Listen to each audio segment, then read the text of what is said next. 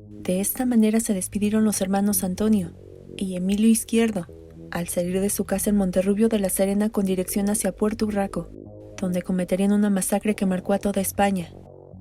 Una acción tan baja que terminó con la vida de 9 personas, incluidas 2 niñas de 12 y 14 años. ¿Pero qué sucedió aquel 26 de agosto de 1990, que dejó a su paso sangre, dolor y muerte?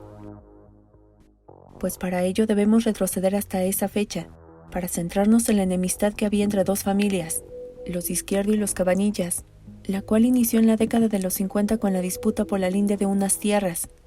En pocas palabras, la división que debían tener entre ellas. Pero su odio se incrementaría en 1967, cuando Jerónimo, el hermano mayor de Antonio y Emilio Izquierdo, asesinó a puñaladas a Amadeo Cabanillas, porque había rechazado casarse con Luciana, una de sus hermanas, con quien mantuvo un corto, pero intenso romance, y debido a sus acciones fue encarcelado por 14 años. Durante 17 años todo se mantuvo en completa calma, o al menos eso parecía, ya que para 1984, una trágica muerte contribuyó a la espiral de violencia, pues Isabel, la madre de los Izquierdo, quedó atrapada dentro de su casa en un incendio, a la vista de sus hijos que no pudieron rescatarla, y debido a esto la mujer falleció. La policía hizo los análisis correspondientes y no hallaron algo que los encaminara a un homicidio. Los hermanos Izquierdo ya habían fijado sus sospechas en sus únicos enemigos, los Cabanillas, considerando que había sido una respuesta al asesinato de Amadeo. Pero esto no se quedaría así, pues luego de salir de prisión, Jerónimo volvió a atacar a un miembro de la familia rival, Antonio Cabanillas. El hombre quedó malherido y para su suerte sobrevivió, pero Jerónimo Izquierdo ya no era el mismo. Sufría alucinaciones y aseguraba que había una voz que le decía que debía vengar a su familia. Así que para evitar más desgracias fue ingresado en 1986 a un psiquiátrico, donde murió 9 días después. Las riñas entre las familias no cesaban. Hubo de todo, habladurías, peleas a puños y con armas blancas, seguidos de amenazas de muerte que por algunos años solo quedaba en eso, en simples palabras. Pero según ellos debía haber un ganador, o de lo contrario seguirían los conflictos. Y justamente, esto los llevó a un domingo que por muchos sería recordado como una de las peores tragedias del siglo XX. El domingo 26 de agosto de 1990, 6 años después del incendio, y 4 del atentado de Antonio Cabanillas a manos de Jerónimo Izquierdo, los hermanos de este último, Emilio y Antonio, de 56 y 52 años respectivamente, se despidieron de sus hermanas Ángela y Luciana para salir de su casa ubicada en Monterrubio de la Serena, diciéndoles estas palabras. Iban vestidos de cazadores y armados con escopetas repetidoras de calibre 12. No era la primera vez que lo hacían, por lo que ninguna de las mujeres sospechó que sus indicaciones se referían a otro tipo de ataque, ya que esperaron al atardecer en un callejón del pueblo de Puerto Urraco, para después salir, y decididos en acabar con sus acérrimos rivales, comenzaron a disparar en una plaza numerosos cartuchos contra miembros de la familia Cabanillas, enfocando su mira en Antonio Cabanillas Rivera, quien fuera la cabeza en esta familia. Lamentablemente, y como era de esperarse, el tiroteo derribaría a todo aquel que se cruzara en su camino. Aquello era una escena de terror sin importar a dónde mirabas. 9 personas tiradas en el suelo teñido de su sangre, entre los cuales se encontraba Encarnación y Antonia, de 13 y 14 años respectivamente, quienes se encontraban jugando en la plaza cuando los hermanos Izquierdo dispararon sin miramientos a corta distancia. También dejaron a una decena de heridos que suplicaban ayuda a gritos, y a un niño de 6 años, Guillermo Ojeda Brito, que no tenía nada que ver con el odio que había entre las familias. El pequeño fue alcanzado con una bala en el cráneo, que lo dejó en coma. Este crimen era un acto de venganza según los hermanos Izquierdo, porque era la única manera de acabar con su mal, es decir, con la familia Cabanillas. Además de tomar las cosas personales al considerar que eran los culpables del incendio, en donde había muerto su madre. Al darse cuenta que serían capturados por sus actos decidieron escapar, pero en este proceso, los Izquierdos llegaron a disparar contra la unidad de la Guardia Civil, quienes llegaron a alertar a los vecinos de no salir de sus casas y permanecer hasta que todo acabara. Así que al confrontar a las autoridades y herir gravemente a 2 agentes en el interior de su vehículo, antes de poder defenderse con sus armas reglamentarias, huyeron a la montaña Sierra del Oro. Ahí se escondieron durante 9 horas, y una vez que la Guardia Civil los encontró mientras dormían, después de tanta adrenalina que había dejado la tragedia, fueron detenidos sin poner resistencia. Los hermanos fueron conducidos al juzgado Castuera, cerca de Puerto Urraco. Las personas los miraban con repudio, al tiempo en que decían que eran unos monstruos sin respeto a la vida. Y mientras esto sucedía, Emilio Izquierdo no mostró el más mínimo signo de arrepentimiento. Expresó que ahora le tocaba al pueblo sufrir como él había padecido por tantos años.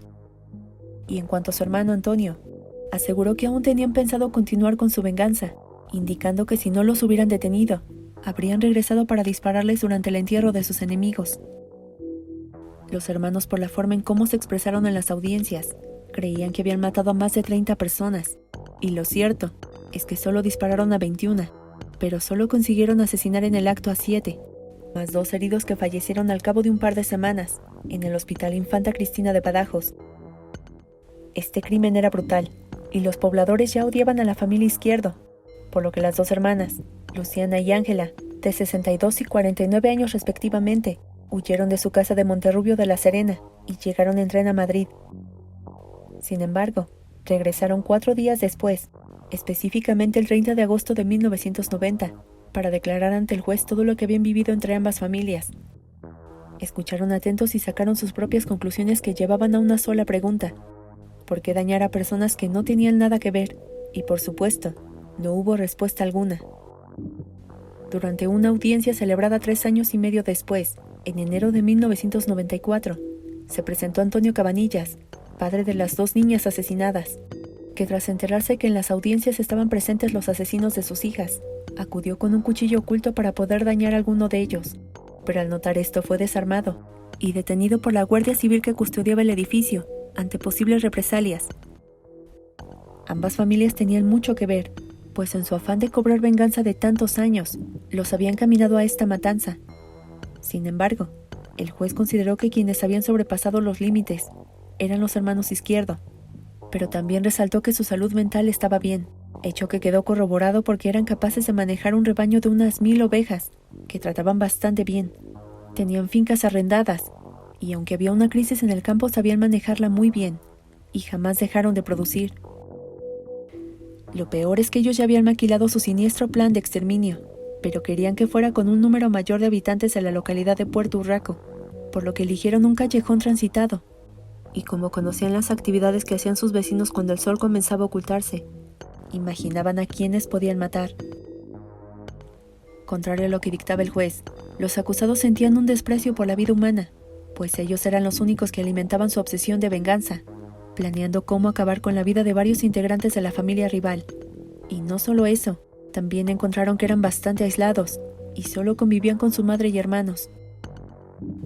Al principio la fiscalía imputó a las hermanas Ángela y Luciana Izquierdo como supuestas inductoras del crimen, pero 2 años después fueron liberadas de toda culpa, al no encontrar pruebas suficientes para demostrar su implicación directa en aquella tragedia. Pero el juez también estipuló que fueran ingresadas en el Hospital Psiquiátrico de Mérida, ya que les diagnosticaron un proceso paranoide y un trastorno delirante compartido relacionado con la venganza, a causa de la muerte de su madre, quien murió en un incendio que jamás se comprobó si fue un accidente o fue provocado. Pero en cuanto a sus hermanos era diferente, y merecían ser castigados con todo el rigor de la ley, pues no dejaban de decir que incluso personas inocentes merecían morir, y antes de dejarlos en libertad y permitir que hicieran más daño, fueron condenados a 684 años de cárcel y 300 millones de pesetas para indemnizar a los deudos. La tragedia continuaría para la familia Izquierdo, pues 14 años después de haber ingresado al hospital psiquiátrico, el 1 de febrero de 2005, murió Luciana Izquierdo, a los 77 años. Y por cierto, hasta el último momento de su vida fue considerada por muchos como la verdadera inductora de los crímenes de Puerto Urraco, al ser rechazada en su juventud por su pretendiente que pertenecía a la familia Cabanillas.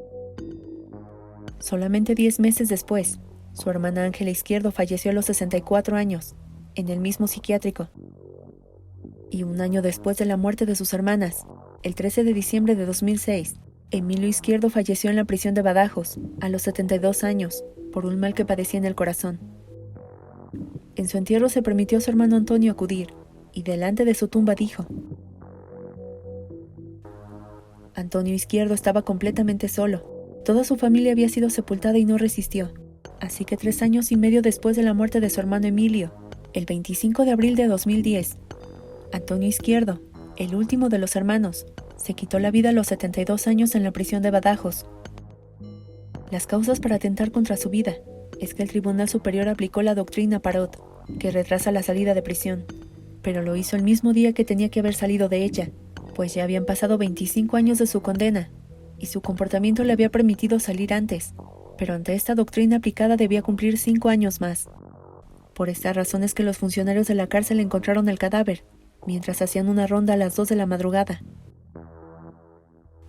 Ninguno de los hermanos Izquierdo tuvieron descendencia, por lo que su linaje termina con la muerte del último de los hermanos, Antonio.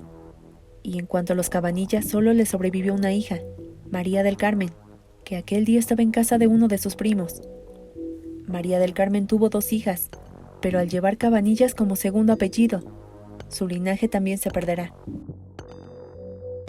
La familia Izquierdo no logró su cometido, que era acabar con todos los Cabanillas, a lo que los historiadores dicen que el tiempo hará lo suyo, pues ambos apellidos desaparecerán por completo. Pero este relato permanece en la memoria de aquellos que la vivieron, o la conocieron por algún familiar o medio de comunicación, y que hasta ahora aseguran que ambas familias fueron responsables, pero los Izquierdo, en especial los hermanos, buscaban saciar su sed de venganza, sin importar que también asesinarían a inocentes. Si te gustó el video, por favor regálame un like y compártelo con tu familia y amigos, me ayudarías mucho. Y antes de despedirme quiero agradecerte Manuel Fernández Infante, ya que este video fue gracias a tu sugerencia. Yo soy Laura y ya sabes que te espero en el próximo video con una historia nueva, que seguramente será aún más estremecedora. Hasta la próxima.